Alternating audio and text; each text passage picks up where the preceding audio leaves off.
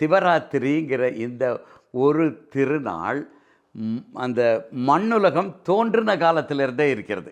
மண்ணுலகம் தோன்றின காலங்கள்னால் பயிரினங்களும் உயிரினங்களும் தோன்றுவதற்கு முன்னால் இருந்தே இந்த சிவராத்திரிங்கிற நாள் ஒரு சிறப்பு பெற்ற நாளாக இருக்கிறது.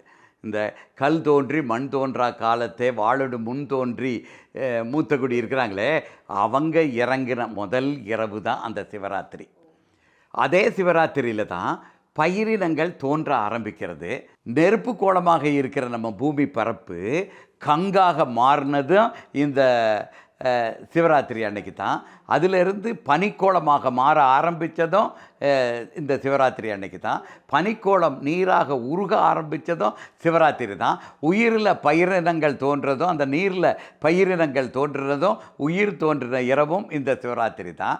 இந்த சிவராத்திரியில் தான் விலங்குகள்லேருந்து மனிதர்கள் அப்படின்னு சொல்லக்கூடிய மனித உயிரினங்கள் தோன்றினதும் இந்த சிவராத்திரி தான்.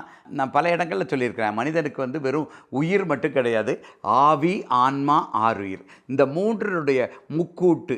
இந்த மூன்றை சேர்த்திங்கன்னா ஒரு சிவலிங்க வடிவத்தில் வரும். அதான் அது சீவலிங்கம், சிவலிங்கம்னு வச்சுருக்கிறாங்க.